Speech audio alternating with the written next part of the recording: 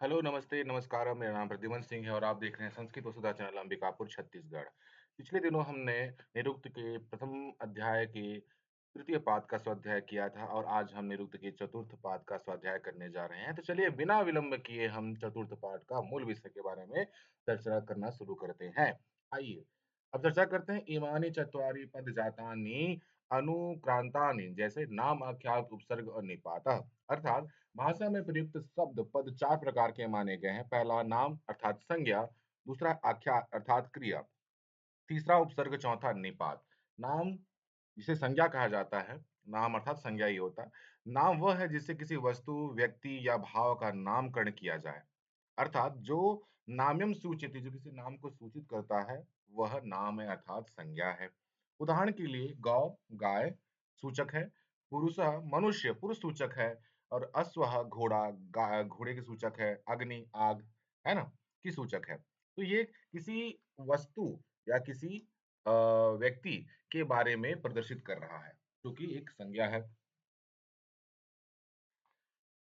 इनसे किसी वस्तु या सत्ता का बोध होता है, कर्म का नहीं है। जब हम संज्ञा का प्रयोग करते हैं तो किसी वस्तु का बोध होगा, किसी व्यक्ति का, किसी स्थान का बोध होगा, परंतु किसी कर्म का बोध नहीं होता है। ठीक है? इसीलिए ये संज्ञा है। दूसरा है आख्यात क्रिया, है ना? दूसरा है आख्यात क्रिया, इसमें कर्म का बोध होता है। आख्यात वह है जो किसी कर्म क्रिया का बोध कराए, कर्म क्रिया का बोध कराए। उदाहरण के देखें जैसे पचती, पचती मतलब पकाता है और पठती अर्थात पकाता है और गच्छति मतलब जाता है। अब यहाँ पर पचती मतलब पकाने के अर्थ में प्रयोग किया गया है। पचती मतलब वह पकाता है, पठती वह पढ़ाता है, गच्छति वह जाता है। अर्थात यहाँ पर पकाने की क्रिया हो रही है, पढ़ाने की क्रिया हो रही है, जाने की क्रिया हो रही है। तो यहाँ पर पकाना, पढ़ना और जाना का अर्थ हो रहा है, यानी क्रिया चल रहा है। तो यह क्रिया का बोध कराता है, यानी किसी कर्म के बारे में सूचित कर रहा है। तो ये शब्द बताते हैं कि कौन-सा कार्य वहाँ पर हो रहा है। तीसरा है उपसर्ग। उपसर्ग वे शब्दांश हैं जो क्रिया आख्यात के पहले लगकर उसके अर्थ को विशेष बनाते हैं, उसका अर्थ में परिवर्तन ला देते हैं, उसकी सुंदरता बढ़ा देते हैं। ठीक है? लेकिन कई बार इतने बार ऐसे हुए हैं कि शब्द और क्रियाओं के बीच में जुड़कर जबरदस्ती उसका अर्थ बदलने का काम भी उपसर्ग ही करते हैं। जैसे प्र है धन गच्छति, गच्छति का मतलब जाना होता है, प्र उपसर्ग है। तो अब यहाँ पर प्र धन गच्छति, प्रगच्छति हो जाता है जिसका अर्थ होता है आगे बढ़ना। आगे बढ़ना मतलब आगे बढ़ता है। जो केवल अर्थ था जाता है, अब यहाँ प्र लगाने पर प्रगच्छति मतलब आगे बढ़ता है। तो अर्थ में थोड़ी विपरीतता लाई गई है। ठीक इसी प्रकार से यहाँ पर दिया हुआ है कि निपतति, है ना? निधन पतति, नि उपसर्ग है और पतति का मतलब गिरता है। अब यहाँ पर नी लगने पर निपतति मतलब नीचे गिरता है, तो नीचे शब्द का प्रयोग हो गया। अब यहाँ पर गच्छति फिर से आया, गच्छति का मतलब जाता है, लेकिन यहाँ पर आ उपसर्ग लगने के बाद इसका अर्थ में क्या परिवर्तन आया? आगच्छति मतलब आता है। ये अर्थ में इसका प्रयोग हुआ। ठीक है? अब प्रमुख उपसर्गों के बारे में हम लोग जानेंगे। तो प्र, परा, अप, सम, अनु, अव, नि, निस, दूर, वि, आशु, उत, अभि, प्रति, अभि, उप, परि, अपि, उत इत्यादि कुल जो है 20 उपसर्ग हैं। कितने हैं? 20 उपसर्ग इसमें बताए गए हैं। हालांकि और भी उपसर्ग होंगे। तो चलिए चर्चा करते हैं। तो इसके बाद ये उपसर्ग है। इसके बाद हमें बताया जा रहा है निपात के बारे में। निपात को कहा गया है कि निपात वे छोटे शब्द हैं जो अपने आप में अर्थ नहीं बताते हैं। अपने आप में अर्थ बिल्कुल नहीं बताते। वह दूसरों के भरोसे टिके रहते हैं, बल्कि वाक्य में अन्य शब्दों के अर्थ को संयोजित या बलपूर्वक स्पष्टता उसमें लाते हैं। स्पष्ट प्रयोग करते हैं, उसके अर्थों में और सुंदरता लाते हैं। उदाहरण के लिए अगर हम समझें, च एव अपि हि नु न वा इति चेत खलु केवलम अपि च, ये सभी क्या है? निपात हैं। इसके बारे में चर्चा करते हैं। ये जो निपात हैं, ये भाव या संबंध को व्यक्त करते हैं, परंतु स्वतंत्र अर्थ को प्रकट नहीं करते हैं, नहीं बताते हैं। है ना? वो किसी पर निर्भर रहते हैं। उदाहरण से अगर समझें तो जैसे रामः गच्छति, राम जाता है, तो यहाँ पर राम एव गच्छति हो गया। इसका अर्थ होता है केवल राम जाता है। तो यहाँ पर केवल का प्रयोग एव के अर्थ में हुआ है। तो यहाँ एव जो है निपात है। अब यहाँ पर न गच्छति, गच्छति मतलब जाता, लेकिन न लगा हुआ है तो न गच्छति तो नहीं। जाता है। यहाँ न जो है क्या है? एक निपात है। ठीक है? अब मुख्य चर्चा करते हैं नाम और आख्यात के संबंध पर, जिसमें शाकटायन और निरुक्तकारों का आपस में चर्चा और शास्त्रार्थ हुआ है। इसे विशेषता पूर्वक समझते हैं। तो इसमें कहा गया कि नामानि आख्यात जाने इति शाकटायनः नैरुक्त समयस्य। ठीक है? नैरुक्त समयस्य यानी इसमें कहते हैं कि जो नाम और आख्यात हैं इनसे ही जो है मतलब आख्यात से ही जो है नामों की रचना हुई है, यानी शब्दों की रचना हुई है ना? जितने भी नाम होते हैं वो आख्यात से ही बने हुए हैं, ऐसा शाकटायन जी का मत है। और कुछ नैरुक्तियों का भी इसमें अपनी मत रखते हैं। जैसे अर्थ दिया है कि सभी नाम आख्यात क्रिया से उत्पन्न है। तो सरल शब्दों में हम समझें कि हर संज्ञा किसी क्रिया से बनी है, क्योंकि संसार में हर वस्तु का अस्तित्व किसी न किसी क्रिया से जुड़ा है। उदाहरण के लिए समझें, क्रि अर्थात करने के अर्थ में प्रयोग होता है। क्रि जो धातु है वो करने के अर्थ में होता है, लेकिन उस काम को करने वालों को कर्त्री कहते हैं। क्या कहते हैं? कर्त्री कहते हैं। तो कर्त्री क्या हो गया? एक संज्ञा शब्द बन गया, अर्थात करने वाला। ठीक उसी प्रकार से पच का मतलब पकाना होता है। जो उस खा जो पकाने का काम करता है उसे पाचक कहते हैं। है ना? अर्थात पकाने वाला। एक क्या हो गया ये? संज्ञा बन गया। तो गम जाना, है ना? जो चलने की क्रिया करता है उसको गामी कहा जाता है। लगातार आ रहा है, बार-बार कर रहा है तो उसको गामी कहते हैं। जैसे कि बस मान सकते हो या यात्री बोल सकते हो। तो अर्थात हर नाम धातु क्रिया से बना है, ये इनका शाकटायन जी का मत है। अब इसके बाद गार्ग्य और व्याकरणों का मत भी है ना? गार्ग्य और व्याकरणों ने भी इसका खंडन करते हुए बहुत सारी चीजें रखी हैं, अपनी बातें रखी हैं। जैसे न सर्वाणि इति गार्ग्यः व्याकरणानां चेति। यहाँ पर व्याकरण और गार्ग्य जी का मत है कि सभी जो शब्द हैं वह धातुओं से नहीं बने हैं। सभी जो शब्द हैं वह धातुओं से नहीं बने हैं। अर्थ यह है कि सभी नाम जो है आख्यात से उत्पन्न नहीं है। कई नाम ऐसे हैं जिनका किसी धातु से सीधा संबंध बिल्कुल भी नहीं है। ये केवल रूढ़ शब्द हैं जो प्रचलन में थे, परंपरा से थे, जो वहीं से प्रकट हो के आए हैं, आरूढ़ हो चुके हैं। है ना? पारंपरिक रूप से वो प्रयोग में तय हुआ है। उदाहरण के लिए समझे जैसे गौ।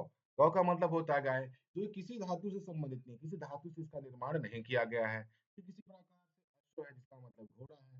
इसको अस धातु से माना जाता है, लेकिन अस का मतलब होना भी अर्थ होता है। इसको गमन अर्थ में जबरदस्ती जोड़ा गया है, जो कि बिल्कुल सही नहीं है। इसी किसी प्रकार से पुरुष है। अगर पुरुषों का व्युत्पत्ति अगर हम देखें, तो इसमें कहा जाता है कि पूरी सयते, है ना? जो किसी स्थान में रहता है या निवास करता है, जो भी है। तो पूरी संयति कहा जा सकता है। परंतु यह जो अगर हम इस प्रकार से व्युत्पत्ति करते हैं तो ये कृत्रिम ही कहलाएगा।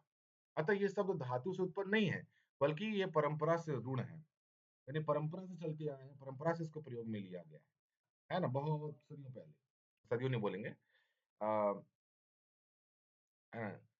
बहुत सालों पहले से इसका जो है प्रयोग प्रचलन में रहा है, परंपरा में रहा है, इसीलिए इसको पुरुषा कहते हैं। इसके प्रति पाणिनि जी का भी अपना कोण है। पाणिनि ने भी यह माना है कि सभी नाम धातु से नहीं बनते। जितने भी नाम है ना वो सभी धातु से नहीं बनते हैं। उन्होंने 2 सूत्र बताए थे। उन्होंने बताया कि पहला अर्थवत धातु र प्रत्यय प्रातिपदिकम, तो अक्टूबर 2022 में पूछा गया था प्रश्न में आपके नीट परीक्षा में, ठीक है? जिसका अर्थ है कहता है कि वे शब्द जिसका अर्थ हो पर जो धातु और प्रत्यय से ना बना हो, वह भी प्रातिपदिक संज्ञा कहलाता है। यानी प्रातिपदिक से बना हुआ संज्ञा कहलाता है। अर्थात वह प्रातिपदिक कहलाता है अर्थात संज्ञा कहलाता है। ठीक है? जिसका अर्थ हो पर वो धातु और प्रत्यय से नहीं बना हो, फिर भी वह प्रातिपदिक है और संज्ञा है। उदाहरण के लिए दिया गया है जैसे गौ, पुरुष, अश्व आदि ये सभी जो है क्या है? प्रातिपदिक कहलाए हैं अर्थात संज्ञा कहलाते हैं। है ना? ठीक इसी प्रकार से दूसरा सूत्र बताया गया है कृतधि समासशास्त्र। ये भी अक्टूबर 2022 में पूछा गया था नेट की परीक्षा में। जो कहता है कि जो कृदंत है ना? कृदंत अर्थात धातु प्लस कृत प्रत्यय है, तद्धित प्रत्यय है, संज्ञाजनक प्रत्यय है या समास से बने हुए हैं, वे भी प्रातिपदिक कहलाते हैं। है ना? जो प्रातिपदिक शब्द हो गए, कृदंत है, कृत प्रत्यय है, धातु के साथ में कृत प्रत्यय है, तद्धित प्रत्यय है, संज्ञाजनक प्रत्यय इसमें जुड़ के जो बने हुए हैं और समास से जो बने हुए शब्द हैं, वे भी प्रातिपदिक कहलाते हैं, अर्थात संज्ञा कहलाते हैं। उदाहरण के लिए देखें कि उदाहरण के लिए जैसे कर्तरी, तो कर्तरी का मैंने क्या बताया था कुछ देर पहले कि कर्तरी जो है करने के अर्थ में प्रयोग होता है, किसी काम को करने के अर्थ में और वो जो काम करता है यानी करने वाला है, उसके अर्थ में प्रयोग होता है। कर्तरी मतलब क्रिया धातु मतलब करना, लेकिन जो उस काम को करता है उसको कर्तरी कहते हैं, है ना? ठीक उसी तरह से पचती पकाता है, लेकिन जो उस पकाने के काम को बार-बार करता है उसको पाचक कहते हैं, है ना? ग्राम राज, जो गाँव का जो है गाँव गाँव में राज करता है, उसमें अपना उसका अधिकार रहता है ना? शासन करता है, तो उसे ग्राम राज कहते हैं, ठीक है? इसी प्रकार से ये जो है देखिए ग्राम राज में देखिएगा तो समास हुआ है ना? ग्राम का राज है ना? गाँव वासियों का राज हो सकता है या फिर ग्राम का राजा, ग्राम राज, है ना? ग्रामीणों का शासन या फिर ग्राम राज गाँव का राजा, तो यहाँ पर समास हुआ है, फिर भी यहाँ पर ये प्रातिपदिक है, यानी संज्ञा है।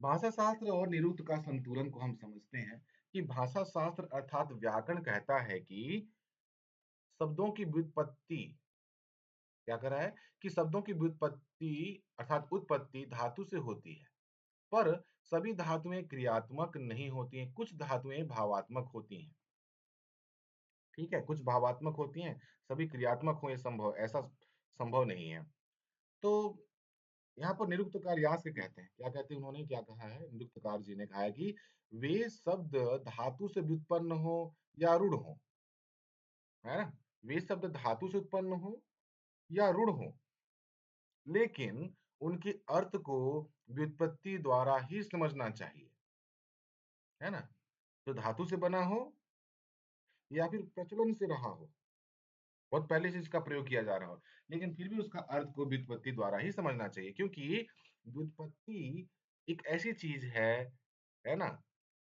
एक ऐसी चीज है जिसका अर्थ ज्ञान ही मार्ग है जिसका अर्थ का ज्ञान करना ही मार्ग है अर्थात व्युत्पत्ति शब्द शरीर की खोज ही व्युत्पत्ति यानी शब्द शरीर की खोज ही अर्थ ज्ञान का मार्ग है अगर हम लोग जिस प्रकार से शरीर के बारे में हम जानते हैं उसकी खोज करते हैं उसको समझते हैं तो ठीक उसी प्रकार से व्युत्पत्ति को भी शब्द शब्द की शरीर की खोज के समान ही भली भांति समझ कर ही उसका अर्थ समझना चाहिए ठीक है वही इसका मार्ग है निपात का कुछ है संक्षिप्त विस्तार पर चर्चा करते हैं निपातों का विशेष लक्षण यह है कि उनसे वाक्य का अर्थ या भाव बदलता है ना निपातों का विशेष लक्षण यह है कि उनसे वाक्य का अर्थ या भाव बदलता है परंतु वे किसी कर्म या वस्तु को नहीं दर्शाते किसी कर्म या वस्तु को नहीं दर्शाते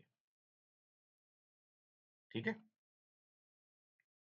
इसका मुख्य प्रयोग क्या है देखिए इसका कुछ प्रयोग है उसके बारे में चर्चा करते हैं जैसे प्रयोग निपात और अर्थ जैसे निषेध के लिए न निपात का प्रयोग होता है ना निषेध के लिए न निपात का प्रयोग होता है अर्थ नहीं होता है बलार्थक के लिए ए और ही का प्रयोग होता है जिसका अर्थ होता है केवल अपी का प्रयोग होता है ना अपी निपात का प्रयोग होता है जिसका अर्थ है भी भी के अर्थ में प्रयोग होता है और ये उसका अर्थ होता है यदि और फिर ही निपात का प्रयोग होता है जिसका अ, निश्चित निपात के रूप में प्रयोग होता है जिसका अर्थ है निश्चित रूप से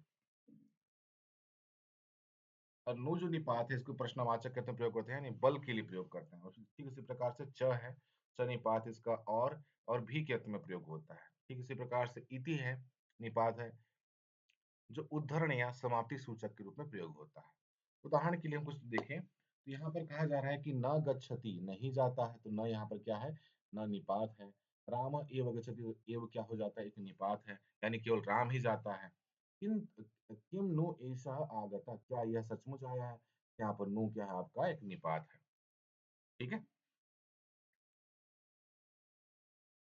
अब इसके सारांश को कुछ संक्षिप्त में समझा कि कौन कौन से विषय रखे गए थे कौन कौन से किन आचार्यों का मत है और कार्य का आपने क्या विचार रखे हैं तो यहाँ पर कहा गया कि विषय जो है कि नाम की उत्पत्ति के बारे में विषय था कि नाम की उत्पत्ति कैसे हुई है साकटायन जी का स्पष्ट कहना था कि जितने भी नाम है सभी जो नाम है वो आख्यात से बने अर्थात क्रिया से बने हुए हैं तो गार्गी जी कहते हैं नहीं नहीं सभी नाम क्रिया से नहीं बने बल्कि कुछ जो है रूढ़ हैं जो बहुत परंपरा से चलते आ रहे हैं उनका प्रयोग हो रहा है ना उदाहरण के लिए साकटायन का जी कहते हैं कि देखिए ऐसा है ना क, कृ धातु से कर्ती बना है, पच धातु से पाचक बना है और गम धातु से गामी बना है। फिर गार्गी जी भी कहते कि नहीं अच्छा ऐसा है। तो देखिए गौ हमारे पास भी शब्द हैं, गौ है, अश्व है, पुरुष है, जिनका किसी धातु से कोई संबंध नहीं है। तो पाणिनि का इसका दृष्टिकोण अपना रखते हैं। पाणिनि जी भी कहते कि कह रहे नहीं, कुछ धातु जन्य भी हैं और कुछ अधातु जन्य हैं, लेकिन दोनों का समन्वय होना चाहिए, है ना? कुछ धातु जन्य भी हैं और कुछ अधातु जन्य हैं, लेकिन दोनों का समन्वय होना चाहिए। और निरुक्त फिर उसके बाद निरुक्तकार अर्थात यास्क जी के दृष्टिकोण में या यास्क जी कहते हैं ना, कि निरुक्त का जो दृष्टिकोण है यानी यास्क जी का जो दृष्टिकोण है वो कहते हैं कि सभी शब्दों का अर्थ धातु या व्युत्पत्ति से ज्ञेय है, यानी सभी शब्दों का जो अर्थ है, शब्दों का अर्थ समझने के लिए धातु या व्युत्पत्ति से ज्ञेय यानी धातु समझ सकते हैं और व्युत्पत्ति से उसका अर्थ समझ सकते हैं और व्युत्पत्ति के द्वारा उसका अर्थ बोध समझना सबसे श्रेष्ठ कार्य है। ठीक। उसके बाद निपात है। निपात जो है क्या करते हैं वो अर्थ को जोड़ने या बल देने वाले छोटे अव्यय शब्द होते हैं, है ना? निपात जो शब्द है वो शब्दों को जोड़ने अर्थों को जोड़ने या बल देने या छोटे अव्यय के रूप में शब्द के रूप में प्रयोग होते हैं। यह स्वतंत्र अर्थ नहीं है, स्वतंत्र अर्थ नहीं देते हैं, पर वाक्य में आवश्यक प्रयोग होते हैं, अवश्य ही प्रयोग होते हैं और बल प्रकट करते हैं। हम्म। इसमें स्पष्ट ये कह रहा है कि ये स्वतंत्र अर्थ नहीं देते, पर वाक्य में इनका प्रयोग होना आवश्यक है।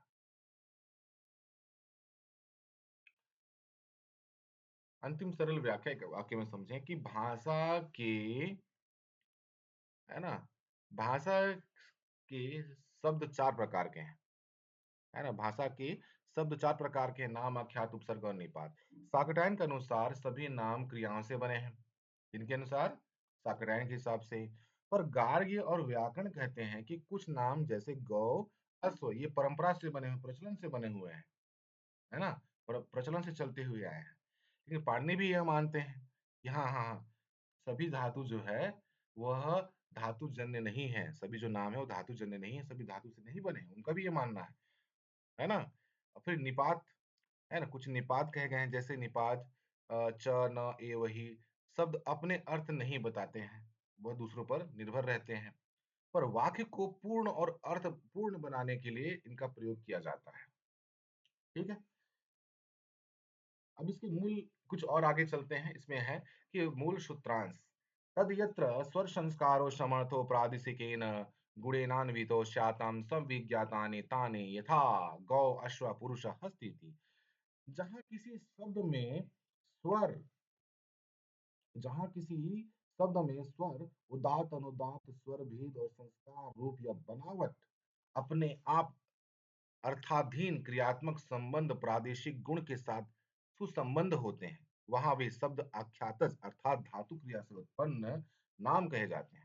अब इस लाइन को समझें कि जहां किसी शब्द में अगर स्वर है, स्वर में कौन सा उदात्त अनुदात्त और स्वर भेद ये तीन होते हैं, और साथ में संस्कार, संस्कार का मतलब होता है रूप या बनावट बनाए गए हों, तो अपने अर्थाधीन यानी अर्थ के अधीन क्रियात्मक संबंध, है ना, जैसे उसके प्रादेशिक गुण के आधार पर उसको सुसंबंधित होते हैं या सुसंबंधित किए जाते हैं, वहां वे शब्द जो है आख्यातज हो जाते हैं, अर्थात धातु क्रिया से उत्पन्न नाम कहे जाते हैं।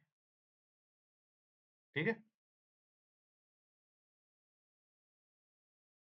अगर फिर से समझना है तो समझ की कोशिश करते हैं कि जहां किसी शब्द में स्वर, उदात्त अनुदात्त स्वर भेद और संस्कार यानी रूप बनावट का प्रयोग हुआ है और अपने अर्थ को, जो अर्थ की जो अधीन है, जो क्रिया और संबंध के आधार पर सुसंबंधित होते हैं, जो प्रादेशिक गुण है ना, स्वर और भेद के आधार पर बना हुआ है। स्वर किस स्वर, स्वर में कौन सा उदात्त अनुदात्त स्वर भेद और संस्कार के आधार पर उसके अर्थ को प्रादेशिक गुण यानी सुसंबंधित किए गए हैं, क्रियात्मक दृष्टि से सुसंबंधित किए गए हैं, तो वहां वे शब्द जो है आख्यातज कहलाते हैं, अर्थात वह धातु क्रिया से उत्पन्न नाम कहे जाते हैं। ठीक है। अर्थात आपको समझ में आया होगा। परंतु जहां यह शब्द संबंध नहीं होता, परंतु जहाँ यह संबंध नहीं होता, जैसे गौ, गाय, अश्व, घोड़ा, पुरुष, मनुष्य, हस्ती, हाथी, वहां वे शब्द रूढ़ स्विज्ञात माने जाते हैं। ठीक है। यहाँ पर तो उदात्त, अनुदात्त स्वर भी तो संस्कार के रूप में अर्थाधीन यानी क्रियात्मक संबंध के रूप में, है ना? सुसंबंधित कर दिए। तो इसका अर्थ क्रिया से उत्पन्न माना जा सकता है, माना माना गया। ये जो आख्यातज हैं अर्थात ये क्रिया से उत्पन्न नाम कहे जाते हैं। परंतु यहाँ पर आप देख रहे हैं जैसे गौ है, गाय, अश्व, घोड़ा, पुरुष, मनुष्य, हस्ती हाथी ये शब्द जो है पहले से प्रचलन में रहे हैं। यानी ये शब्द क्या हैं? रूढ़ हैं अर्थात इसे संविज्ञात माने जाते हैं। है ना? वो प्रादेशिक गुण थे और यहाँ पर जो है क्या होता है संविज्ञात माने जाते हैं अर्थात धातु से नहीं बने बल्कि प्रचलन से बने हुए हैं। ऐसा भी कहा जा रहा है ना? अर्थात क्या कहा गया यहाँ पर? विलुप्त हो जाता है। हाँ, चलिए कोई बात नहीं। अर्थात धातु से नहीं बने बल्कि प्रचलन से बने हैं। चलिए साकटायन और गार्ग्य का मतभेद को समझें। तो उनका उनका मत और कथन उदाहरण कुछ-कुछ हैं। तो साकटायन जी कहते हैं कि साकटायन जी कहते हैं निरुक्तकार हैं वो भी। तो साकटायन जी कहते हैं कि सभी नाम धातु क्रिया से बने हैं। इसके बारे में पहले भी चर्चा किए थे हम लोग कि साकटायन जी कहते हैं कि सभी नाम धातु क्रिया से बने हैं। जैसे पाचक जो पचाता है मतलब पकाता है। ये पच धातु से बना हुआ है। किस धातु से? पच धातु से। पच मतलब पकाने के अर्थ में। अब यहाँ पर गार्ग जी का मत है। गार्ग व्याकरण जी का मत है ना?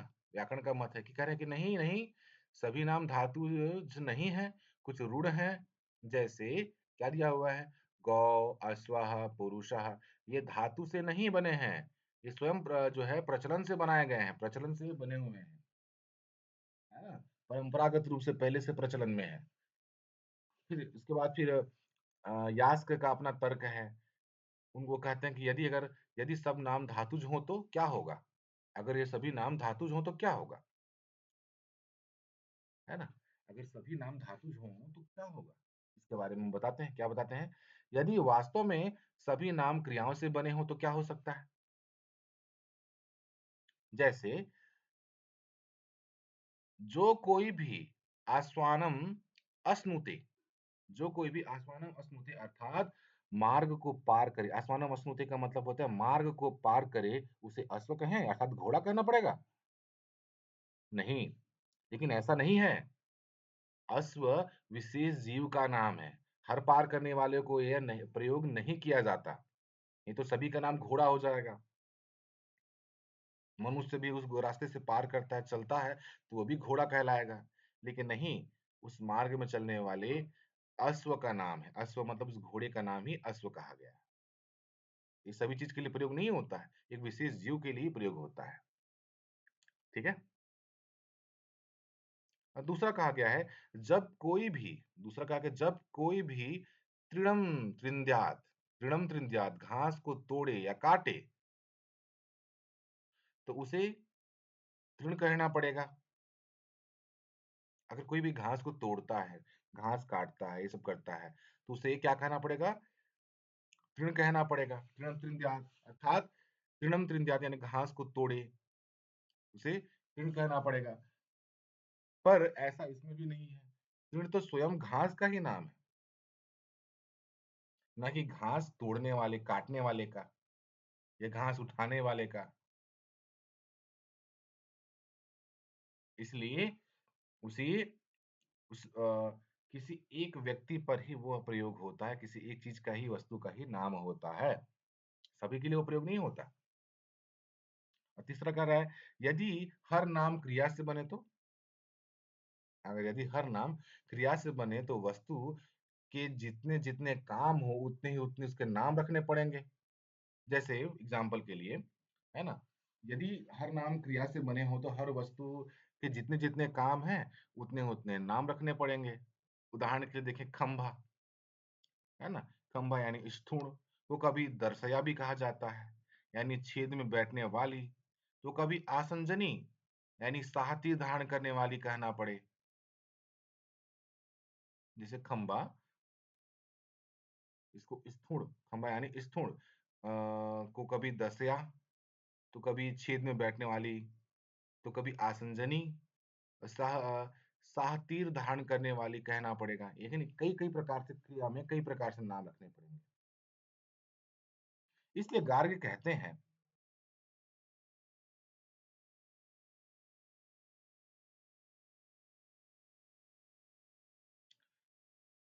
ठीक है?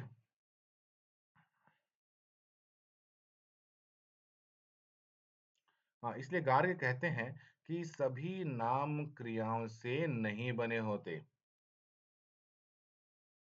उसमें कहा गया है कि प्रादेशिक गुण का अर्थ है, उसमें प्रादेशिक गुण और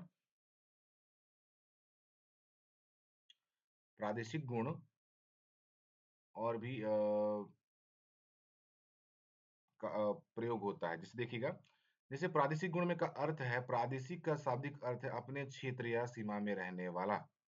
प्रादेशिक गुण यानी अपने क्षेत्र या सीमा में रहने वाला। यहाँ इसका अर्थ यह होता है कि जिस धातु क्रिया का अर्थ किसी नाम से स्वाभाविक रूप से जुड़ा हो। दोबारा ऊपर देखो कि अपने क्षेत्र या सीमा में रहने वाला प्रादेशिक गुण, ठीक? जिस धातु अर्थात क्रिया का अर्थ किसी नाम से स्वाभाविक रूप से जुड़ा हुआ है, उसके नाम के साथ स्वाभाविक उसके स्वभाव के आधार पर जुड़ा हुआ है, उसे प्रादेशिक गुण कहते हैं। जैसे घोड़ा का काम क्या है? दौड़ना,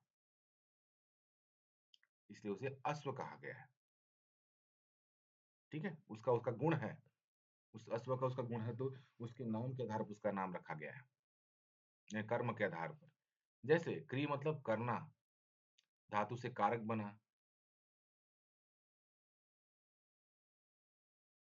ठीक है? दोनों का अर्थ समान है, जो करता है। कृति से क्रि से करना, धातु से कारक बना। अब दोनों का अर्थ समान है, जो करता है। हालाँकि घोड़ा वाला एग्ज़ाम्पल गलत था, लेकिन फिर भी ठीक है। इसलिए क्रि कारक संबंध प्रादेशिक है। क्रि कारक क्या है? संबंध प्रादेशिक है। लेकिन गौ का कोई ऐसा धातु संबंध नहीं है, इसलिए इसे यह रूढ़ है, न कि आख्यातज है। लेकिन गौ क्यों कहा जाता है? इसका किसी धातु से कोई संबंध नहीं है, इसलिए यह रूढ़ है, ना कि आख्यातज, यानी क्रिया से बने नहीं है। इसमें पता है संविज्ञात और रूढ़ शब्द का, अब इसमें चर्चा हो रहा है संविज्ञात और रूढ़ शब्द का। संविज्ञात जो सामान्य प्रचलन से जाना गया हो। संविज्ञात किसे कहते हैं? जो सामान्य प्रचलन से परंपराओं से जाना गया हो, ना कि व्युत्पत्ति से। व्युत्पत्ति मतलब धातु से। जैसे गौ, नरः, नदी, गिरी, ये प्रचलन में प्रयोग हुए थे, परंपरागत रूप से प्रयोग में आए हुए हैं, लेकिन इनकी कोई व्युत्पत्ति नहीं है। ये रूढ़ शब्द है। अब रूढ़ शब्द जो है, जिसका अर्थ लोगों की प्रथा से यानी बहुत सदियों से जो है इसकी ये प्रचलन में रही है, प्रयोग में लाया गया है, इसका लगातार जो है उपयोग होता रहा है, अर्थात प्रथा से निश्चित हो गया हो। इन शब्दों का अर्थ धातु से नहीं निकाला जा सकता। धातु से इसका अर्थ निकालना असंभव है। एक ही उपाय है इसका व्युत्पत्ति के आधार पर इसको समझें। तो स्पष्ट ये है, संविज्ञात जो सामान्य प्रचलन से जाना गया हो और रूढ़ जो है वह लोगों की प्रथा से यानी कई कई कई प्रचलन में जो है इसका प्रयोग हुआ है, जिसको अभी तक प्रयोग होते आ रहा है, लेकिन ये धातु से नहीं बना है। चलिए छठा धातुज नामों के उदाहरण देखिए, है ना? कुछ ऐसे धातुज हैं जो धातु से जिसके नाम बने हुए हैं, जैसे धातु क्रिया उससे बना नाम और अर्थ। जैसे पच पकाना अर्थात पाचक, इसका अर्थ जो पकाता है यानी जिसको हलवाई बोलते हैं, हलवा बनाने वाले को हलवाई कह दिए। तो कर्तरी करना के अर्थ में है, कर्तरी मतलब करना, है ना? अर्थात उसका नाम क्या हो जाएगा? कर्ता, अर्थ हो जाएगा जो कार्य करता है। नय धातु है, नय का मतलब ले जाना होता है, लेकिन उससे बना शब्द क्या हो जाता है? नायकः। संज्ञा क्या हो जाता है? नायकः, जिसका अर्थ है जो ले जाता है। और चौथा है गम। नायक का मतलब ये भी हो जाता है ना कि बुरे से अच्छे की ओर ले जाने वाला कार्य करने वाला नायक कहलाता है। चलिए गम का मतलब जाना और उससे बना शब्द होता है गामी, जो लगातार आना जाना करती रहती है या जाती रहती है, जिसको गामी कहते हैं, अर्थात जो जाता है। इस इनमें धातु का अर्थ स्पष्ट रूप से शब्द में छलकता दिखाई देता है, इसे ही आख्यातज कहते हैं। स्पष्ट रूप में समझे तो यही आख्यातज है। निपातों का संदर्भ समझिए। यहाँ निपात प्रत्यक्ष रूप से उस 4 पदों के वर्ग नाम अख्यात उपसर्ग निपात के अंतर्गत आते हैं, है ना? यहाँ जो निपात बताया गया है, वह प्रत्यक्ष रूप से 4 पादों वर्ग नाम अख्यात और उपसर्ग के अंतर्गत आते हैं। निपात वे शब्द हैं, जो स्वतंत्र अर्थ नहीं रखते, बल्कि वाक्य में सूक्ष्म अर्थ यानी भाव, बल, प्रश्न आदि प्रकट करते हैं। वही आख्यात कहलाते हैं। जैसे न च ही तु वै अपि उत वा इत्यादि। क्या होगा? न च ही तु वै अपि उत वा इत्यादि।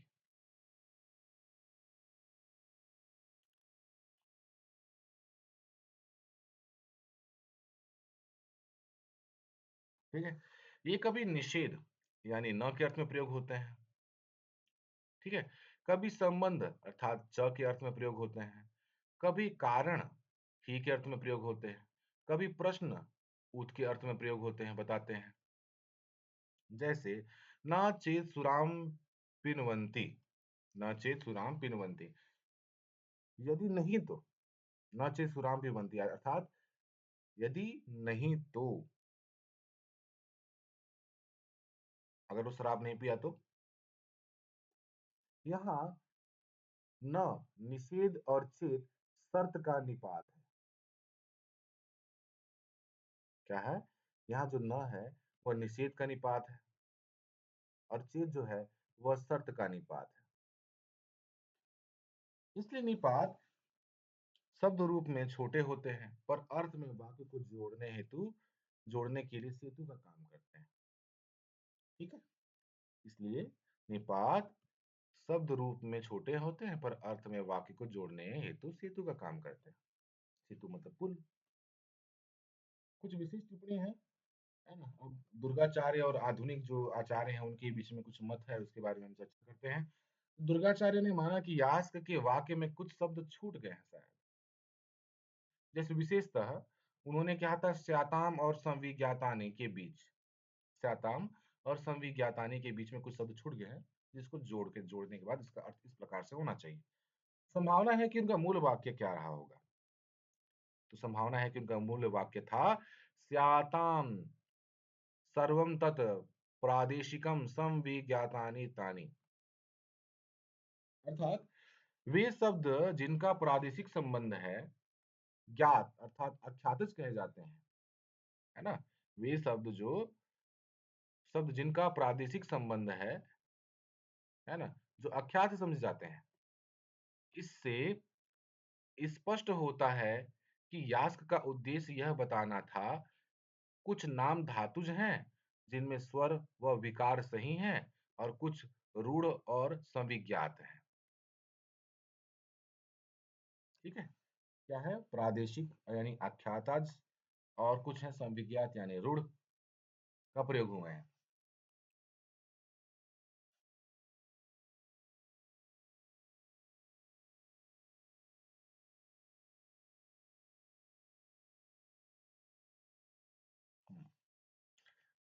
चलिए कुछ निष्कर्ष के बारे में कुछ निष्कर्ष दिया हुआ है इसमें कि सभी नाम शब्द क्रियाओं से नहीं बने। तो सभी जो नाम है वह शब्द और क्रियाओं से नहीं बने, है ना? सभी नाम शब्द जो हैं वो क्रियाओं से नहीं बने हैं। ये बात तो सत्य है। जो शब्द धातु के अर्थ से मेल खाते हैं, है ना? वही आख्यात हैं, है ना? अर्थात प्रादेशिक हैं जैसे कर्ता, गामी, पाचक वे सभी आख्यातिज कहे जाते हैं। जो शब्द केवल परंपरा से जाने जाते हैं जैसे गामी, पुरुष, अश्व ये शब्द क्या कहलाते हैं? रूढ़ या संविज्ञात कहलाते हैं। जिसे प्रादेशिक गुण कहा जाता है। प्रादेशिक गुण है वह संबंध है जो किसी नाम और उसकी धातु के अर्थ में समानता दिखाता है। वह प्रादेशिक गुण होते हैं यानी उस गुण के आधार पर उसका नाम रखा गया हो। और निपात वह छोटे अव्यय शब्द हैं जो वाक्य में विशेष भाव जोड़ते हैं जैसे न, ही, च, वा इत्यादि। यहाँ यास्काचार्य का जो गार्ग्य मत पर उत्तर देते हैं। यास्काचार्य जो हैं वह गार्ग्य के मतों पर जो है अपना उत्तर देते हैं, प्रकट करते हैं। जैसे उनका कहना था यथो एतत् यह कह च तन् कर्म कुर्यात् सर्वं तत् सत्वं तथा आचक्षिरन् इति। यह क च तन्कुर्म कुर्यात् सर्वं तत्सत्त्वं तथा आचक्षिरन इति। भावार्थ यह है कि अर्थात जो वस्तु जैसा कार्य करती है उसे वैसा ही कहते हैं। अगर मान लो चोर चोरी कर रहा है, मतलब कोई चोरी कर रहा है तो उसे चोर ही कहेंगे, है ना?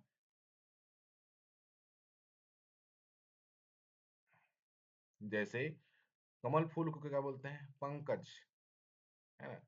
जिसका अर्थ होता है कि कीचड़ में खिला हुआ, ठीक? कई ऐसे नाम हैं। जो सिद्ध हो गया, सिद्धि कर रहा है उसमें सिद्ध हो गया तो सिद्धार्थ हो जाता है। तो जैसा उसने कर्म किया, कार्य करता है उसके आधार पर उसका नाम हो जाता है। इस सिद्धांत के अनुसार यास्क कहते हैं कि कुछ समान कर्मक शब्दों का नामकरण होता है। कुछ समान कर्मक शब्दों का नामकरण होता है और कुछ का नहीं। दोबारा पढ़ता हूँ इसको। इस सिद्धांत के अनुसार यास्क कहते हैं कि कुछ समान कर्मक शब्दों का नामकरण होता है और कुछ का नहीं। जो जैसा समान काम करता है उसके हिसाब से उसका नाम होता है, लेकिन और कुछ कुछ का नहीं हो पाता है। उदाहरण के लिए तक्षा। तक्षा मतलब होता है लकड़ी काटने वाला।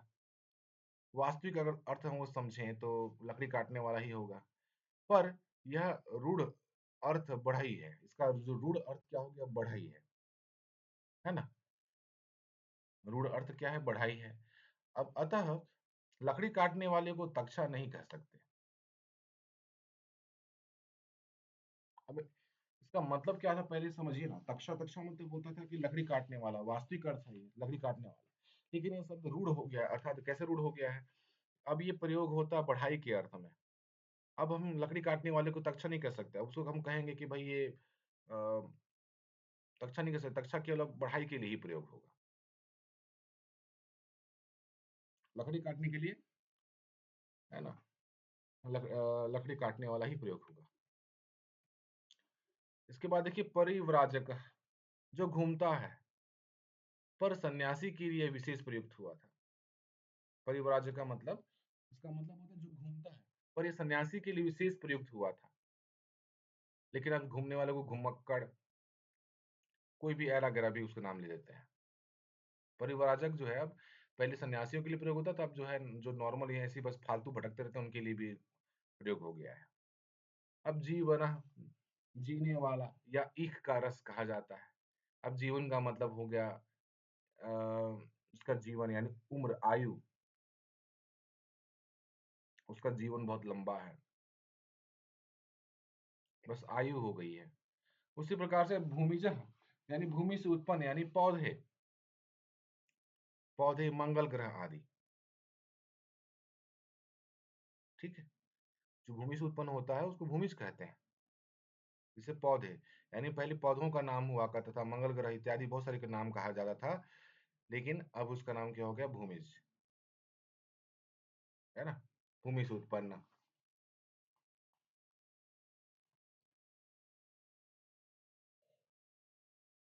ठीक है? भूमिज का मतलब क्या हो गया? भूमिजा, जो भूमि से उत्पन्न हो, जैसे पौधे, मंगल ग्रह। लेकिन अब ये पौधों के लिए प्रयोग नहीं होता है। पौधों के लिए पौधे ही होगा, मंगल ग्रह तो मंगल ग्रह ही प्रयोग होगा, लेकिन इसको भूमिज नहीं कहेंगे।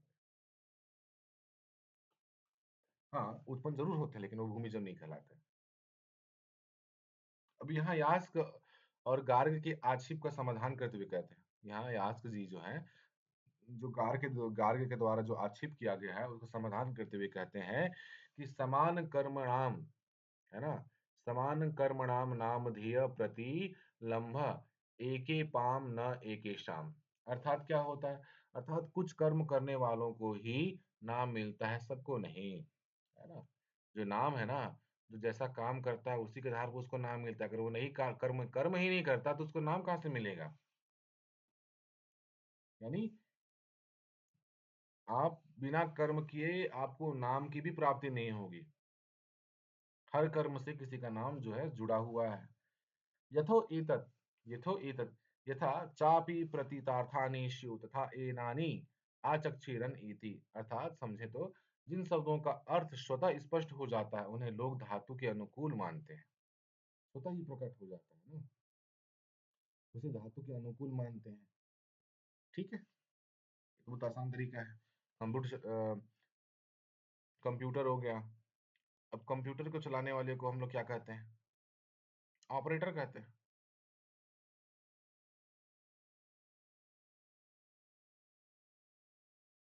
ठीक, उसी के आधार जैसे काम करता है उसी के आधार पर हो जाएगा। उदाहरण के लिए समझें, एक पदी कांड से कुछ उदाहरण दिए गए हैं जिसको समझने के लिए प्रयास करते हैं। जैसे व्रतति, व्रतति का मतलब वर्ण करना, शयन करना, जो तनन धातु से बना हुआ है। अब दमुना का मतलब क्या होता है? दमन करना, दान देना, दांत करना आदि इसके अर्थ निकल जाते हैं।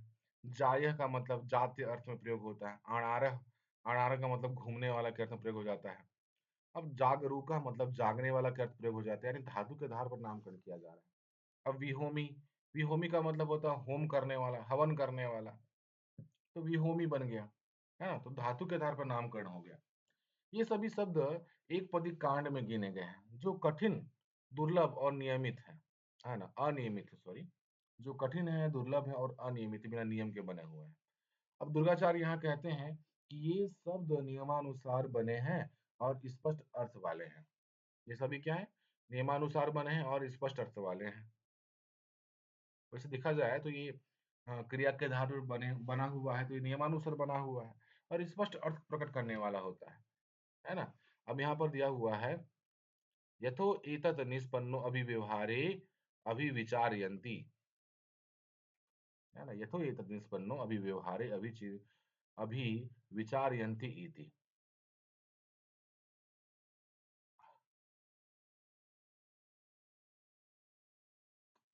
भावार्थ यह है, जब कोई शब्द व्यवहार में आता है, जब कोई शब्द व्यवहार में आ जाता है, तभी लोग उसकी व्युत्पत्ति पर विचार करते हैं। है ना? भावार्थ क्या है? जब कोई शब्द व्यवहार में आ जाता है, तभी लोग उसकी व्युत्पत्ति पर विचार करते हैं। यानी जब उसको व्यवहार में प्रयोग होने लगा है, सामान्य जन भाषा में उसका प्रयोग होने लगा है, प्रचलन में आ गया है, तब आराम से लोग उसकी व्युत्पत्ति पर विचार करने लगते हैं कि भैया व्युत्पत्ति हुई, इसकी उत्पत्ति आखिर कैसे हुई, इसके बारे में चर्चा करने लगते हैं लोग, है ना? जब वो लोकल भाषा में प्रयोग होना स्टार्ट हो जाता है, तब उसको जब बोलते हैं, अरे भैया ये तो बहुत प्रचलन में है, चलो इसका व्युत्पत्ति करते हैं, समझते हैं कि ये कैसे बना होगा, क्योंकि धातु से तो बने नहीं होते वो, है ना? इसलिए उसको व्युत्पत्ति करने का प्रयास किया जाता है कि आखिर ये शब्द बना कैसे होगा। उदाहरण के लिए देखें, जैसे प्रथनात पृथ्वी, तो प्रथ का मतलब फैलना होता है और प्रथ का मतलब फैलना, प्रथ धातु से पृथ्वी शब्द बना है। फिर लोग पूछते हैं, क्या पूछते हैं? प्रश्न करते हैं कि कह ए नाम अप्रथियत किम आधारस्य, किम आधार, क्या आधार है, किसने फैलाया, कहाँ से, इसका आधार क्या है? तो वस्तुतः यह फैली हुई दिखाई जरूर देती है, चाहे वो किसी ने फैलाया, परंतु चाहे वो किसी ने फैलाई ना हो, पृथ्वी जो है वो फैली हुई है, चाहे किसी ने फैलाई हो या ना हो, लेकिन ये फैली हुई है ना? तो पृथ्वी शब्द बहुत पहले प्रयोग हुआ था, लेकिन बाद में इसकी व्युत्पत्ति निकाला गया। कैसे निकाला गया? प्रथनाद पृथ्वी, है ना? लेकिन फिर पूछा कि भाई किसने फैलाया इसे, इसका आधार क्या है? तो वस्तुतः ये जो है पृथ्वी है वो फैली हुई दिखती है, चाहे किसी ने चाहे किसी ने फैलाई ना हो, फिर भी ये फैली हुई है। योग परिशिष्टा, अच्छा, परिष्टि, योग परिष्टि क्या है? शब्द निर्माण के विषय में विचार। योग परिष्टि यानी शब्द निर्माण के विषय में विचार, और दृष्ट प्रवादा यानी वस्तु को देखकर नाम देने वाले लोग, है ना? वस्तु को देखकर नाम देने वाले लोग को दृष्ट प्रवादा, है ना? और योग परिष्ठा मतलब शब्द निर्माण के विषय में विचार करने वाले लोग। अर्थात हम समझे तो अनुभव के बाद ही नाम बनते हैं, है ना? कुछ चीजें अनुभव के बाद ही नाम बनते हैं। एग्जाम्पल के लिए ऐसा है, हम आग में हाथ को रखते हैं, है ना? तो सबसे पहले आग में हाथ रखने के बाद हमें जब उसमें से कुछ जलने का बोध होता है, जलने का बोध होता है, तो हम उसको बोलते हैं कि नहीं, अग्नि में गर्मी है, जलन है, गर्मी है, जो जलाता है। पहले तो अग्नि केवल अग्नि थी, प्रकाशित करने वाली थी, लेकिन अब उसको छोड़ने के बाद ये तो जलाती भी है ना? जलनशील है, जलाती है ना? जलाने वाली,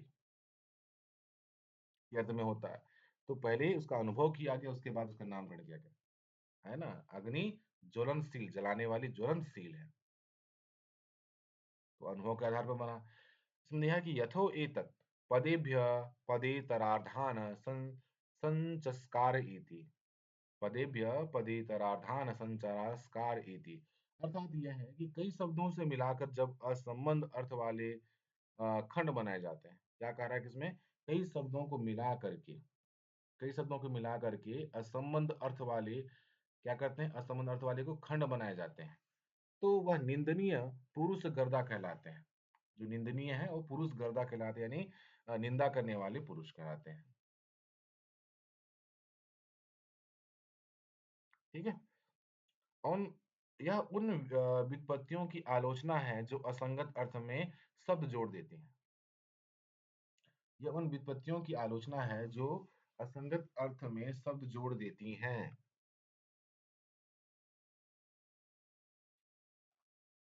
हुँ, दोबारा समझने की कोशिश करते हैं।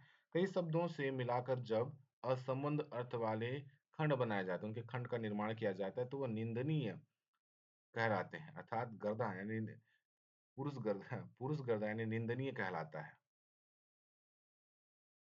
असंबद्ध असंबद्ध अ, अर्थ वालों को एक खंड बना करके जो है उसका नामकरण कर दिया जाता है। तो क्या कहलाता है? निंदनीय कहलाता है। गर्दा मतलब निंदा। तो यह उन व्युत्पत्तियों की आलोचना है ना? बहुत सारे ऐसे जो हैं व्युत्पत्तियाँ हुई हैं, शब्दों की ये रचनाएँ हुई हैं, जो असंगत रूप से ज़बरदस्ती उसका अर्थ निकाला गया है, व्युत्पत्ति किया गया है ना? वो किसी भी हिसाब से सही व्युत्पत्ति नहीं थी, लेकिन फिर भी उसको उस प्रकार से असंगत उसकी व्युत्पत्ति भी की गई है। उसका शब्द जोड़ दिया गया है। तो वैसे व्युत्पत्तियों की आलोचना यहाँ पर की गई है। यहाँ पर कहता है कि यथो एतत् अपरस्मात् भावात् पूर्वस्य प्रदेशः नोपद्यते इति। अर्थात समझें कि बाद की क्रिया के आधार पर पहले की वस्तु का नामकरण नहीं हो सकता। फिर भी व्यवहार में कुछ अपवाद मिलते हैं। क्या कहा गया? कि बाद की क्रिया के आधार पर, जो आपने क्रिया किया ही नहीं है, उस क्रिया के आधार पर पहले की वस्तु का नामकरण कैसे हो सकता है? है ना? अर्थात नामकरण नहीं हो सकता है। फिर भी व्यवहार में कुछ अपवाद मिलते हैं। अगर फिर भी हम देखें तो व्यवहार में कुछ अपवाद हमको देखने को मिलते हैं।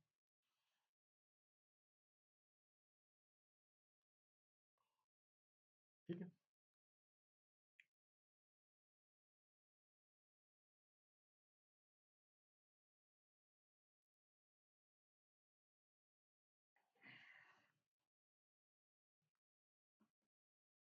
आप पहले की चीज़ों का नाम पहले मतलब जो घटनाएँ घटी नहीं है उससे पहले उसका नामकरण कैसे कर सकते हैं? लेकिन यहाँ पर भी ये संभव हुआ है। कुछ अपवादों के बारे में दिखाया जा रहा है जो इस प्रकार है। उदाहरण के लिए बिलवादः, बिल्वं भरणात् वा भेदनात् वा। बिल बेल खाने वाला पक्षी, है ना? बिलवादः या बिल खोदने वाला पक्षी, जो मतलब बेल खाने वाला पक्षी यानी बेल खोदने वाला पक्षी, है ना? तो जिसने वो काम किया ही नहीं है, उससे पहले उसका नाम कैसे उसका आपने रख लिया? बेल खाने वाला पक्षी या बिल खोदने वाला पक्षी। इसलिए बिलवादह यानी बिल्वम भरनाद व भेदनाद व इसलिए उसका नाम बिलवादह रखा गया कि ये पक्षी जो है वो अ, ए, बिल खोदती है या फिर बेल खाने वाली पक्षी है। उसने वो काम किया ही नहीं है, काम करने के बाद उसका नाम रखते तो समझ में आता, लेकिन उससे पहले आपने उसका नाम रख दिया। अब लंबचूड़कः जिसकी चोटी लंबी होती है या लंबचूड़ का नाम रखा गया है। यदि भी चोटी बाद में बढ़ती है, फिर भी नाम पहले से यही रहता है, जिसकी लंबी चोटी है। अरे भाई जिसकी चोटी लंबी नहीं हुई है, उसको पहले से आप नाम कैसे रख सकते हो? यह नामकरण की कालानुक्रमिकता पर विचार है। विचार करनी है भाई, विचार करना चाहिए सब चीज़ों के बारे में। यहाँ पर यास्क निष्कर्षतः कहते हैं, क्या कहते हैं? कि सर्वे शब्दाः आख्यात जाताः, कि सभी शब्द जो है क्रिया से उत्पन्न होते हैं। फिर यास्क इन्होंने फिर कहा कि सर्वे शब्द आए, सभी शब्द आख्यात से बने हुए हैं, उत्पन्न मानते हैं। निष्कर्ष में अगर हम देखें, निष्कर्ष में से सारांश देखें कि सूत्र और मुख्य विचार और उदाहरण देखें। यह क च तन कर्म कुर्यात, यह क च तन कर्म कुर्यात, कर्म के अनुसार नामकरण। उदाहरण के लिए देखें, जैसे तक्षा परिव्राजक, ठीक है, तक्षा और परिव्राजक घूमने वाला, तक्षा बढ़ई, लकड़ी काटने वाला। तो ये क्या हो गया? कर्म के अनुसार से नामकरण हुआ है। यथा चापि प्रतीतार्थानि, स्पष्ट अर्थ वाले शब्द जैसे व्रतति, है ना, दमुन दमन करने वाला, निष्पन्ने निष्पन्न उत्पन्न, अभिव्यवहारे के अर्थ में, जैसे प्रयोग के बाद व्युत्पत्ति पर विचार करें। पहले प्रयोग करें फिर व्युत्पत्ति पर उसका विचार करें, जो प्रयोग के प्रचलन में आ गया उसके बाद उसकी व्युत्पत्ति पर विचार करेंगे। जैसे पृथ्वी। पदेभ्य पदेतरार्धान, पदेभ्य पदेतरार्धान अर्थात असंबद्ध व्युत्पत्तियां निंदनीय, पुरुष गर्दा। कुछ ऐसे शब्द हैं जो असंबंधित रूप से इसका व्युत्पत्ति किया गया है, जो कि बहुत निंदनीय है।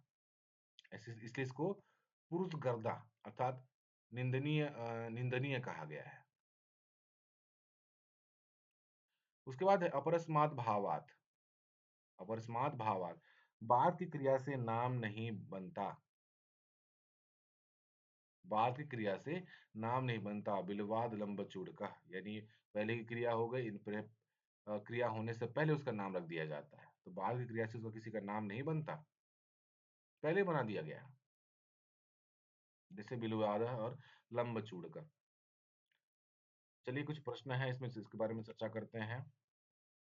या देखिए इसमें दिया कि यत उचितम मेलनम कुरते, यहाँ उचित मेलन करने के लिए कहा गया है। अक्टूबर 2022 में क्वेश्चन पूछा गया था, इसके बारे में ऊपर में हमने चर्चा किया है।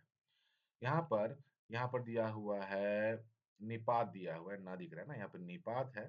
तो निपात क्या है? ये ऊंचा वचि से अर्थी से निपतंती, है ना, ये भी साकरायन जी का ही मत है। ऊंचा वचि से अर्थी से निपतंती, है ना। इसके बाद है नाम, नाम क्या है? सत्व प्रधानम है, सत्व प्रधान यानी सत्वता को जो प्रकट करता है, जो उसमें सत्व ले आता है, सत्व स्थायित्व ले आता है, नाम प्रकट करता है, तो वह नाम के अंतर्गत आता है, सत्व प्रधान होता है। तो सत्व रूप धारण कर लिया उसी को नाम संज्ञा कहते हैं, नाम कहते हैं। और आख्यात क्या होता है? अर्थात यानी क्रिया होती है, जो क्रियाएं क्या कहलाती हैं? भावजनक कहलाती है, यानी भाव प्रधान कहलाती हैं। ठीक इसी प्रकार से प्रातिपदिकम है, तो प्रातिपदिकम जो है वह हम अभी कुछ देर पहले पढ़े थे। कृतधित समास, जो कृतधित कृत और तद्धित और साथ में समास के अर्थ में भी प्रयोग होता है। जो समास में बने हुए शब्द हैं और तद्धित प्रत्यय द्वारा जो बने हुए हैं और कृत प्रत्यय द्वारा जो बने हुए शब्द हैं वह सभी प्रातिपदिक कहलाते हैं। ठीक है, तो ए का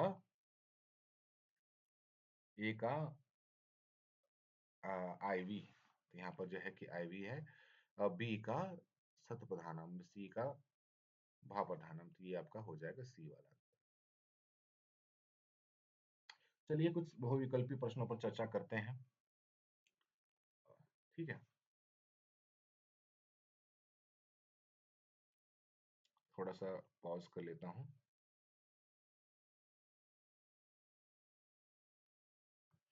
तो चलिए प्रश्न पर बहुविकल्पीय प्रश्न पर चर्चा करते हैं। तो पहला बहुविकल्पीय प्रश्न है कि इमानी चत्वारि पद जातानि इति वाक्ये पद जातानि शब्द इति किम सूचितम, ये पद जातानि किस शब्द को सूचित करती है? तो यहाँ पर वाक्य भेदा, शब्द वर्गाः और लिंग भेदा, उपसर्ग उपसर्गाः, ये ऑप्शन दिया हुआ है। तो इसका आंसर क्या होगा?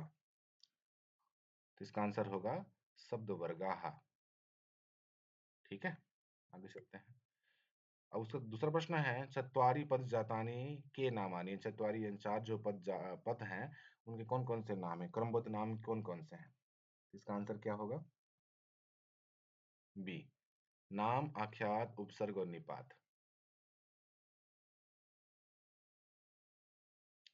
तीसरा प्रश्न है कि नामानि आख्यात जाने इति मतम कस्य, आर्य पाणिनेन शाकटायनस्य या फिर पतंजलिना। इसका आंसर क्या होगा? तीसरा का सी, शाकटायनस्य। ठीक है। इसके बाद है, न सर्वाणि आख्यात जाने न माने इति को वदति। सभी नाम आख्यात से बनते हैं, ये किसने कहा था? इसके आंसर कौन सा है? तो इसका आंसर है चौथा का बी, गार्ग्य।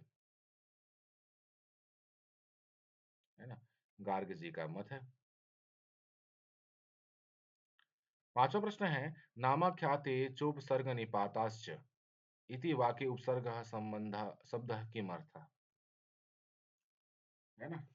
तो नाम आख्यात और उपसर्ग निपात, यह वाक्य उपसर्ग शब्द किमर्थः, वाक्य में उपसर्ग शब्द किस अर्थ में प्रयोग हुआ है?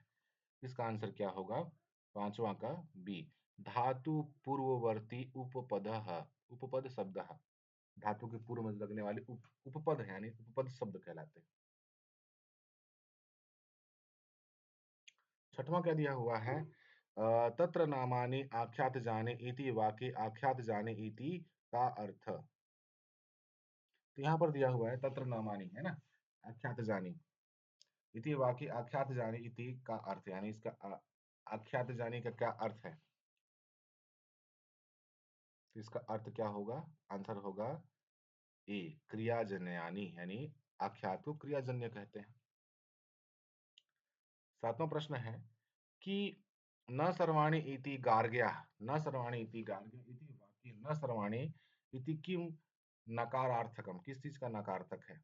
न सर्वाणि, सभी नहीं है, किस अर्थ में प्रयोग हुआ है?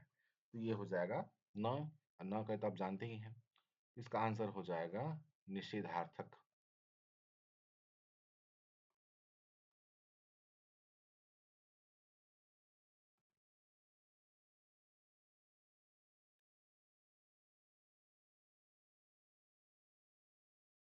आठवां प्रश्न है, यह कः च तन्कर्म कुर्यात् सर्वं तत्सत्त्वं तथा आचक्षिरन् इत्युक्ते किं प्रतिपाद्यते? यह कः च तन्कर्म कुर्यात् सर्वं तत्सत्त्वं तथा आचक्षिरन् इत्युक्ते किं प्रतिपाद्यते? इसका आंसर क्या होगा? यह कः च तन्कर्म कुर्यात् सर्वं तत्सत्त्वं तथा आचक्षिरन्। इसका आंसर क्या होगा? इसका उत्तर है बी, सर्व कर्मिणाम नाम साम्यम।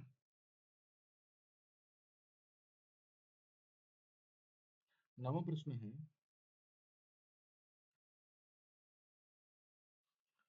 कि अथ चेत सर्वाणि आख्यात जाने नामानि स्युः। है ना? शायद सभी आख्यात जानी, सभी आख्यात युक्त नाम होंगे। इत्येन परिकल्प्यते, इस प्रकार की कल्पना कौन करता है? इसका उत्तर क्या होगा? सी, नामानि अपि क्रियाजन्यानि। नाम भी शायद क्रियाजन्य है।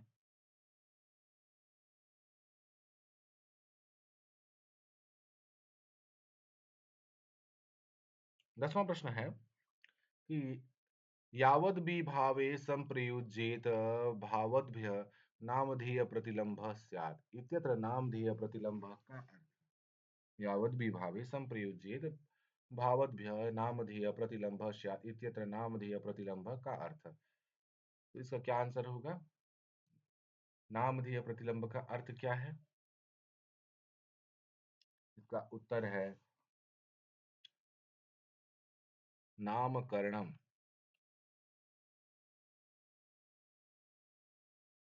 11वां प्रश्न है कि स्थूणादस्या च आसंजने च इत्युक्तानि कस्य दृष्टान्तानि? स्थूणादस्या और आसंजनी, है ना, यह उक्ति किस दृष्टान्तानि, दृष्टि के द्वारा देखा गया है, मतलब बताया जाता है? 11वां प्रश्न है, उत्तर है नामधेय प्रतिलंभस्य के अर्थ में प्रयोग हुआ है। अगला चलते हैं, 12वां प्रश्न है कि पुरुषम पूरिशय इति आचक्षिरन् इति उदाहरणं किमर्थम्? है ना, पुरुषम पुरुषीयः इति आचक्षिरन् इति उदाहरणम किमर्थम, ये उदाहरण किस लिए है? ऑप्शन है लोक प्रसिद्ध्यर्थम, व्युत्पत्त्यर्थम, प्रतीतार्थ सिद्ध्यर्थम, धातु विचारार्थम। तो ये जो है आपका आंसर हो जाएगा 12वां का सी, प्रतीत्यार्थ सिद्ध्यर्थम।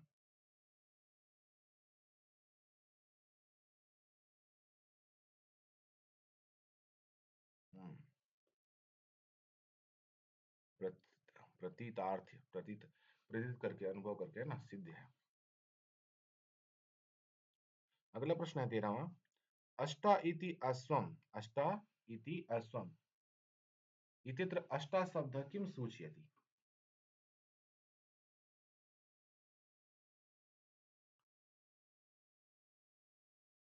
ठीक है, अष्टा इति अश्वम इत्यत्र अष्टा शब्द किम सूचयति?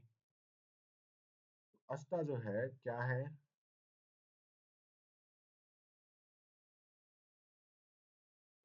इसका है धातु।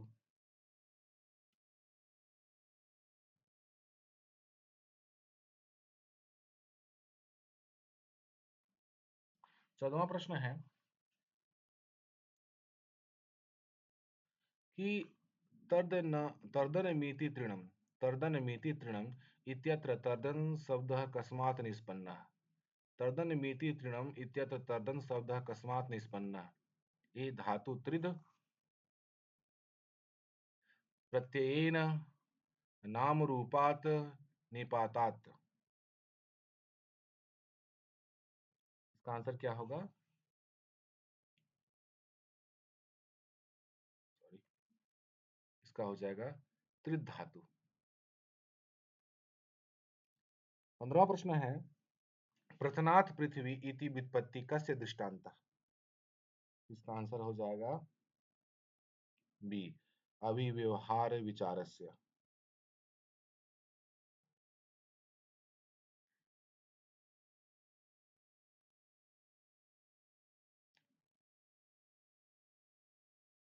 16वां प्रश्न है क एनाम अप्रथिष्यत् इति प्रश्न कस्य प्रसंगे? क एनाम अप्रथिष्यत् इति प्रश्न कस्य प्रसंगे, किस प्रसंग में है? तो ऑप्शन ए, पृथ्वी शब्द व्युत्पत्तो पुरुष शब्द। 16वां का प्रश्न का आंसर क्या होगा? इसका आंसर यही है, पृथ्वी शब्द व्युत्पत्ति। 17वां प्रश्न है अनन्विते अर्थे, अनन्विते अर्थे अप्रादिशिके विकारे, अनन्विते अर्थे अप्रादिशिके विकारे इत्यत्र अनन्वित शब्द का अर्थ है, क्या अर्थ है? ए, असंबंध।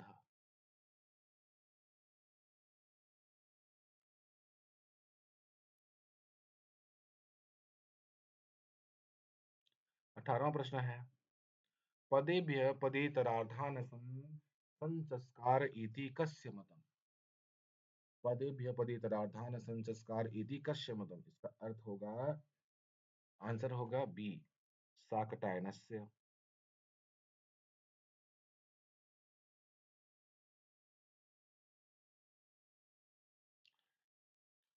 एते कारितं च यकारादीतं च अंतःकरणम् इत्यत्र एते का अर्थ?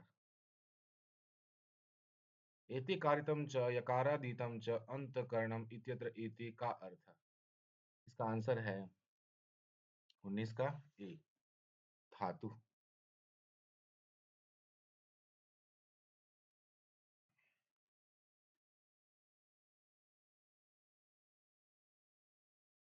20वां प्रश्न है अपरस्मात् भावात् पूर्वस्य प्रदेशो नोपद्यते इत्युक्ते किमर्थम्? अपरस्मात् भावात् पूर्वस्य प्रदेशो नोपद्यते इत्युक्ते किमर्थम्? इसका आंसर क्या है? सी, भाव संबंध न उपपद्यते।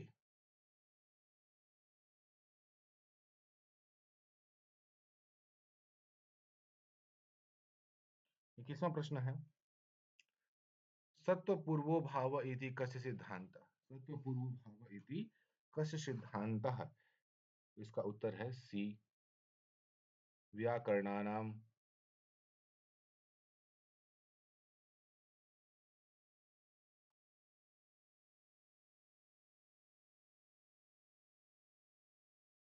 22वां प्रश्न है, समान कर्माणां नामधेय प्रतिलंभ इत्युक्ते किमर्थम? इसका उत्तर क्या होगा? इसका उत्तर होगा ए, कर्म सामेन,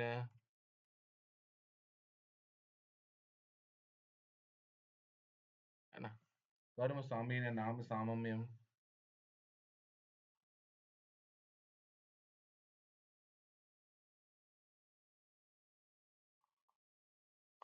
23वां प्रश्न, परिव्राजकः जीवन भूमिज इति उदाहरणं कस्य प्रमाणम्? इसका हो जाएगा बी, नामधेय प्रतिलंभस्य।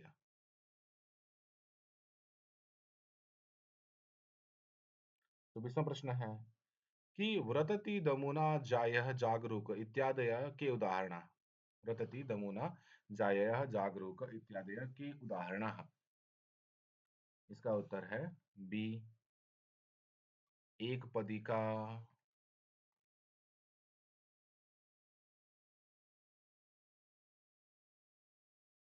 25वां प्रश्न है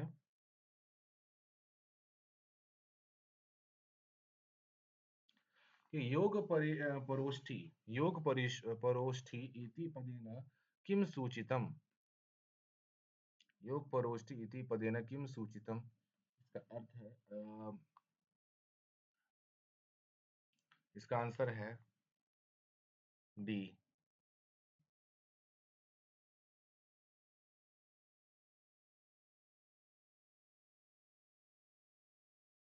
अभिव्यवहारोत्तर विचारः। 26वां प्रश्न है, दर्शनेन पृथु इति कथं पृथिव्याः व्युत्पत्ति व्याख्यायते? दर्शनेन पृथु इति कथं पृथिव्या व्युत्पत्ति व्याख्यायते?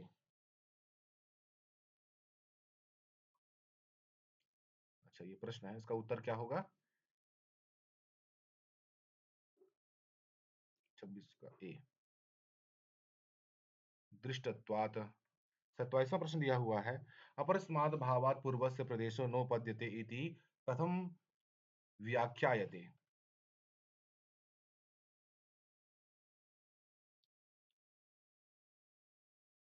इससे क्या हो जाएगा? पर भावेन पूर्वम न सिद्ध्यति। 28वां प्रश्न क्या है कि पदेभ्यः पदेतरार्शान् संचस्कार इति वाक्यं किमर्थं प्रयुक्तव्यम्? ठीक है, इसका आंसर क्या है? ए, शब्द संस्कार विषये।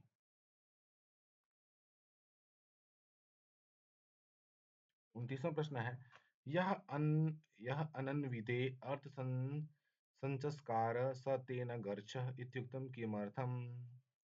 शब्द संसर्गे या भाव परिवर्तने व्युत्पत्ति सिद्धौ अन्वय विच्छेदे? 29वां का क्या अर्थ हो जाएगा आंसर? भाव परिवर्तने। 30वां प्रश्न है, सा एषा पुरुष गर्दा इत्युक्तं कस्य निष्कर्षः? इसका उत्तर क्या है?